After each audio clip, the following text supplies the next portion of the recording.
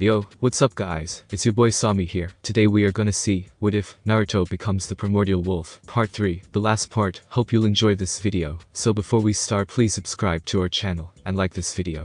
So let's get into the video. Naruto raised the 8 to his forehead, his silver-tinted gold bags being pushed away from his face.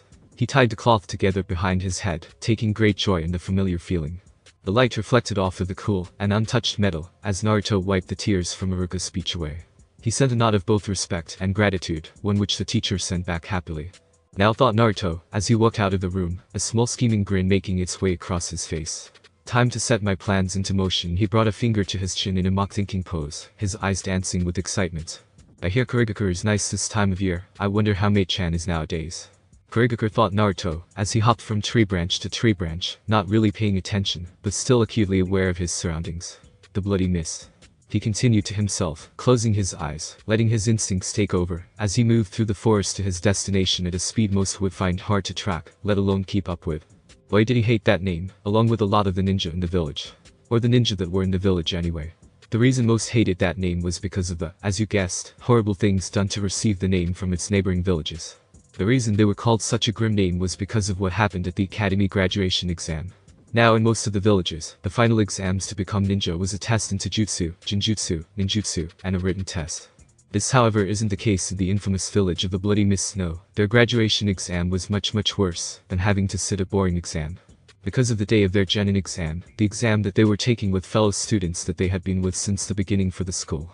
The same 12-year-old kids that had dreams and hopes, the same kids that had become friends, the same kids that ate together, fought together, and learned together. Were the same kids that the students were pitted against in a fight to the death. Not really a pleasant story to be honest. Naruto shook his head to try and clear the horror stories he had been told by the hot and steamy princess, along with the slightly wet eyes at the thought of being in the same situation and having to try and kill one of his 3 ice princesses. He couldn't even bear the thought. Now, while he might be the almighty and primordial Jubi, he was still Naruto. The same happy-go-lucky, cheerful, and most unpredictable person around. No amount of time would change that about him. Because he was the one that his ladies fell in love with, something he would cherish for the rest of his immortal life. Now that's a long time. Naruto snapped his eyes open, as he came to a stop on one of the higher-up branches, his chakra and arms ready for anything. He looked to the right, his rapidly improving sensory abilities picking up on the quickly disappearing chakra sources, like they were flames being put out by a tidal wave of water. He clenched his hand, as more and more just seemed to be snuffed out one by one. After a quick mental debate, something that should have taken longer than it did considering what he guessed was up ahead, Naruto willed his power of shadow to mold itself onto his face, covering his mouth and nose in a face mask, but not hindering his ability to breathe at all. He reached back, as the very same shadow added a pitch-black cut to his coat, and pulled it over his easily recognizable golden and silver hair. Something he didn't want was being identified all the way out here when he was meant to be all the way back in Konoha doing the normal genin stuff with Sakura-chan, Kakashi Nai-san, and Sasuke. If everything went according to plan, that is, something his blood clone was doing for his, as cover. If he was caught out, boy would that raise a lot of questions he wasn't ready to answer yet. With his mind made up, Naruto vanished like a wrath, seemingly never there, as he sped towards the location of a no-doubt battle. The closer and closer he got, the fact that he was walking into a battle with unknown people became more and more apparent, as the loud bang of explosions and yells of pain soon assaulted his enhanced hearing, along with the metallic smell of fresh blood. He pushed chakra into his legs, speeding up even more than before, making the tree and branches bend as he ran past them. It wasn't even seconds later before he came to an abrupt halt, the wind catching up to him making a few tree bends and groaning under the sudden force. Naruto, however, ignored all of that, as his eyes narrowed with cold fury, and his entire body went rig with rage. The image in front of him is burning to his memory, never to leave until he made the person who did this suffer. Bodies of men, women, and children, some no older than 2, laid strewn amounts burning and collapsing buildings. So we were given a quick death by a single slash to the throat, from what he could tell, while others seemed to be tortured and even burned alive. Naruto closed his eyes and reached out to find something, anything that survived, as horror filled his body. A small spark of hope to him over he detected 4 strong chakra signatures to his immediate left. He was just about to run over before a sick and manic laugh cackled along with the bonfire of a community, making uncertainty and uneasy boil inside him, along with anger. Naruto shrouded himself in his shadow-style chakra nature, as he sunk back into the shadows around him, making him completely invisible to the human eye, even the Sharingan and Byakugan, though it did little to cover smell. Naruto jumped, as it were, from tree shadow to tree shadow, finding them in abundance, because of the great roaring fire, not too far from where he was standing. He made his way to the source of the laughter, and saw, like his sensing ability suggested, 4 people. All 4 of them were male, from what Naruto could tell for a fairly similar height. All wore the same gray body armor, brown hooded clothing, fingerless, elbow-length black gloves, and open-toed shinobi-issue boots. That was not what drew Naruto's eye though. No, that privilege belonged to the standard issue Kiri Anbu Black Ops mask covering their faces from Naruto's now rageful red eyes. The pieces started to fall into place, as the tome in Naruto's now emotionally active Sharingan began to spin rapidly, a sign to anyone that knew in Uchiha that they were beyond pissed off. His eyes started to glow a hellish red, the great fire leaning over to his position slightly, while the ground and wind around him seemed to shake in anticipation. Naruto noticed this, and reined in his control, not wanting to reveal his position just yet. When he would though, all hell would break loose. He silenced himself, as one of them stood into front of the rest, making the 3 of them quieten down. Well boys. The apparent leader's voice was full of cheer, as if what he was looking at, along with the currently undetected Naruto, was something to celebrate. It's my honor to call you 3 of my students. Especially after that Bloodline Butcher raid, you didn't let even one of them get away. Though it was fun to see them try and run with their tails between their legs like the dogs they are. He chuckled darkly, as the 3 before him broke out into laughter. So the Bloodline War is still on, is it? Questioned Naruto, as he tried his hardest not to just jump out and kill the 4 sick bastards then, and 3. I wonder what clan the almighty Mizukage decided would be put to the sword now. He practically spat out the words Mizukage like it was poison. He knew damn well what the leaders of this village were like, none of them honorable. Only the goddess Mizukage was really worthy of the title with what she did in her reign, and the prosperity she brought onto her village, thought Naruto with a soft look in his eyes, even if his face was still stone-like, as he listened to the 4 celebrate. Then one whined, as he sulked off to the side, drawing not only his team's attention, but also Naruto's deadly gaze. Why did Mizukage-sama send us out to deal with these problems? He complained, as he looked at his leader. All this clan did was use their bloodline to fertilize the soil. They didn't even put up a fight. When are we gonna fight someone again? It's been ages since I've seen anything from those pathetic rebels. He moaned childishly, as his team chuckled at him, not realizing what he had just unleashed on himself and his team. Naruto grasped the hilt of Senjutsu in a grip so strong his hands started to bloody the blade before it was even being used. His mouth twisted into a silent snarl, his elongated fangs bared like a feral animal. They weren't even a threat, and yet, they killed them like they were nothing like rabid dogs. The whispers on his face darkened and became more profound, his eyes glowed crimson like 2 embers of fire floating in the air, as his pupil morphed into a wolf-like slit behind the group. What he didn't realize was that in his rage-clouded state, he had let a tiny fraction of his hidden godlike Jubi power slip through the normally steel grip along with a low growl, something the captain was barely able to hear. The team froze, their laughter dying in their throats, as a dark feeling in the air seemed to crush them. They all tried to ignore the sweat dripping down their faces, and covered their nervous shaking from each other. The leader couched into his hand, trying to gather himself along with getting the attention of his team. Form up boys, we're gonna be moving to Kiri double time. I'm sure Mizukage-sama will generously reward us for this performance. He shuddered, as the feeling grew more oppressive when he said performance. It took all of his ears in the Anbu not to break, and show his fear in front of his subordinates. The 3 however, wouldn't be so compassed, as their fearless leader seemed to be. What the hell is this feeling? Questioned one of them, as he fingered his weapon pouch, his voice dripping with fear, as he looked around in the terror his comrades were trying to keep hidden. I don't know, as the one to his left, his voice, as emotionless, as an Anbu Black Ops member should be, not showing the terror gripping his heart, and a deadly hold. But whatever it is, it's dangerous, and very angry from what I can tell. He started getting a scoff from the last team member. The last one shook his head in disbelief, completely dumbfounded by his teammates' cowardice. You 2 are pathetic. He scoffed, as he crossed his arms. Scared by something that doesn't have the balls to come out and fight us. He let out a sick laugh at his own joke, the same Naruto heard from before. The hidden Primordial let out his own dark chuckle, his voice projected from all different directions. He slowly took Senjutsu from its sheath, the rasp of the blade being drawn, making the 4 Anbu draw their own weapons of choice, and form a standard ambush defense formation. The nearby shadows started to twitch and spasm, as a voice spoke up from the dark surrounding the back-to-back Anbu. TCH, TCH, TCH. Silly little Anbu, Naruto mocked, his voice sending a shiver up the whole team's spines, making some of them grip their weapons tighter, while all of them tried to swallow the lump in their throats. They all noticed the shadows seemed to move and converge onto one point. Once they all impacted, the very dark seemed to twist and rip, as if shaped into a shrouded figure, as tall as most of them. The shadows seemed to wrap around the creature before them, as if they were waiting for his command. The only thing not covered in the dark of the night was the glowing red and black eyes, as they glared with false amusement at the four shaking Anbu members, along with a black and red katana that he held in his right hand lazily. The team broke out of their horror-filled daze, as the figure spoke again, the voice distorted, as if two people were trying to talk at once. At least your team fears me, little Anbu. You should have left after you sacked the family like a bunch of mindless brutes. He paused, as the one that spoke up before formed the standard ram hand seal, and flared his chakra with a shout of Kai. Then did it again, and again, and again, getting more and more desperate with each try.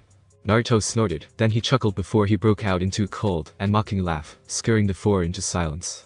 Silly little Anbu, Naruto mocked, as he whipped a fake tear from his face, taking great pleasure in the feeling of terror from each of them, a small little piece of revenge for the clan they butchered like a bunch of animals.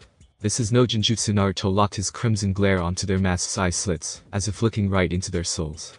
This is reality, this is real, he declared in a strong voice, as his pointed whip of shadow rose from the ground and started to move around him, slowly swinging back and forth.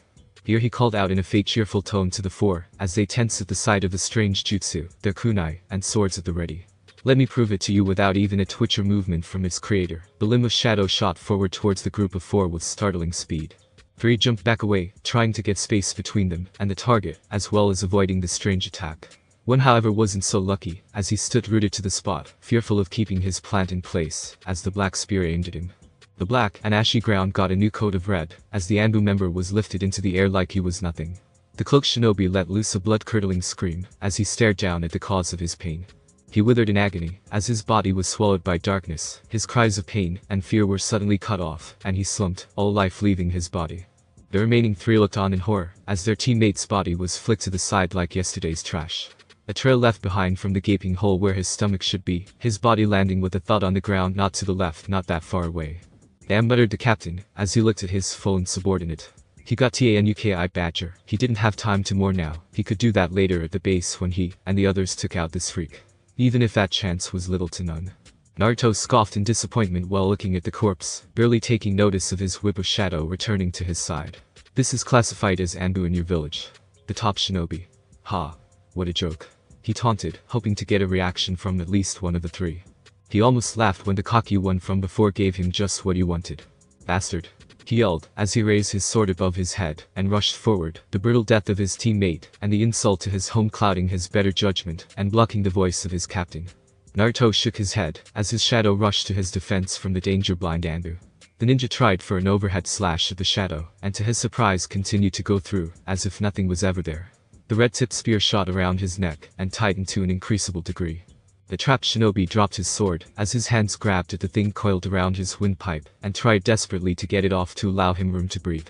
He felt his feet leave the earth, as the shadow held him in the air like he was a newborn, and pulled him to the demon attacking his squad. He clawed at the shadow, as he dangled face to face with the shadow-shrouded creature, his eyes looking straight into the hypnotically spinning crimson and black eyes of his soon-to-be killer. His eyes whitened behind his mask, as pale blue lightning sparked to life in the monster's left hand. Despite the new source of light, his form stayed covered by wisps of dark he seemed to control. The being slowly brought his hand up, as curled his thumb, leaving his 4 fingers outstretched in a stabbing position. Then all he knew was pain, as Naruto's lightning-covered hand cut through his chest like a knife, clean through and through. He looked into the eyes of his and his teammate's killer, and managed to gargle out a weak Sharingan. In warning to his captain and comrade in one last attempt at defiance, as he, like his comrade, slumped in the grasp of the shadow before he was tossed aside, a hole where his heart should be. Damn it, muttered the white cloak Anbu, as he looked towards his last remaining teammate who stayed silent throughout the whole ordeal, though with his trained and experienced eyes he could see the young man was shaking. Whether it was with fear because of the monster before them or rage at the death of his comrades he did not know. Things aren't looking too good, he thought to himself, as he turned his head to the shadow demon who continued to stand there. His sword as black as his shadows to his side, and his left hand and front coated in the blood of his fallen brother in arms, who lay by the beast's feet. I need to buy time for Rain, Lion, to alert HQ, and Mizuka-sama about this guy. He looked to his left, and signaled to the last Anbu member his plan with a series of Kiri hand signs. He received almost a missed nod in confirmation of his orders, as he focused all his attraction on the still motionless figure, and his still moving shadow whip. So, he got the famed Sharingan. Must be an Uchiha, but I thought only Itachi Uchiha only left one person alive after he killed his clan.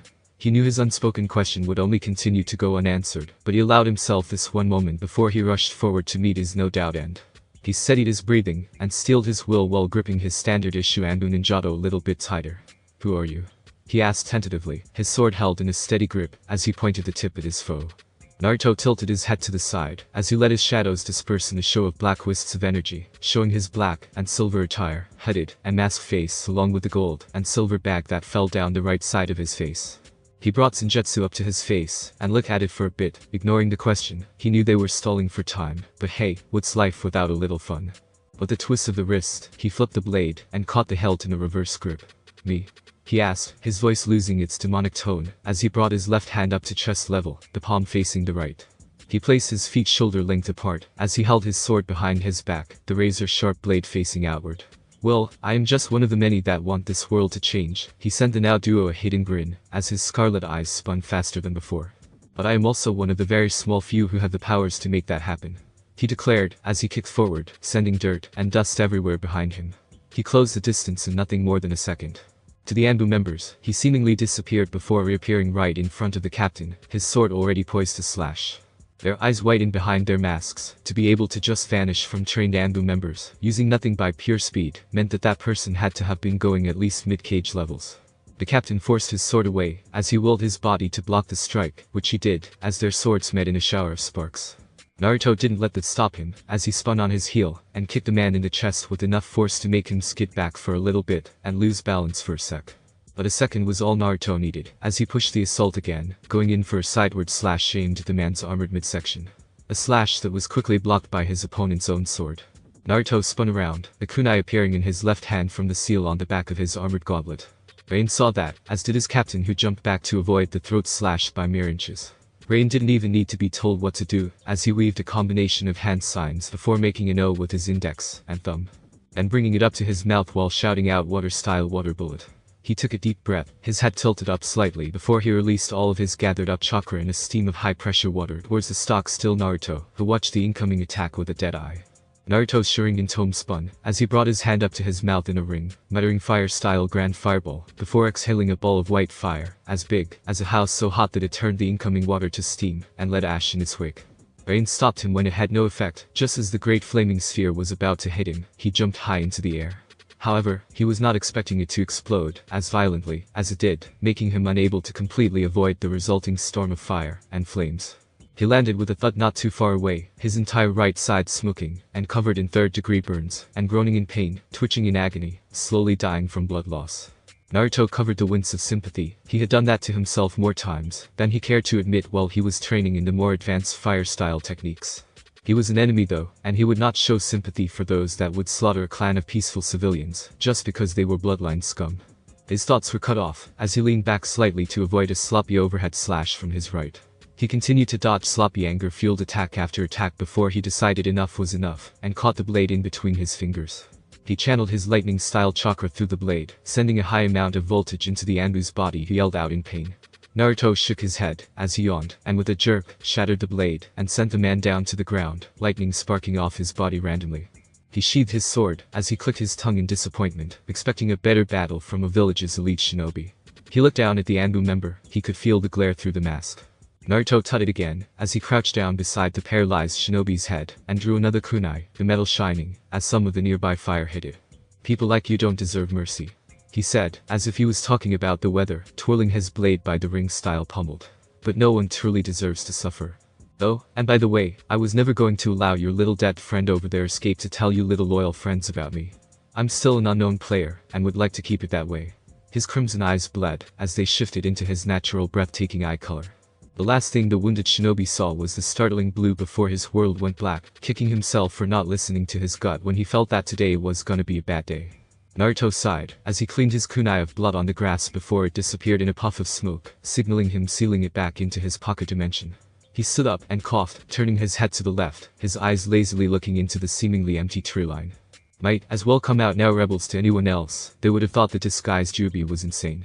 Until they saw the 5 people walk out into the clearing. 4 male and 1 female.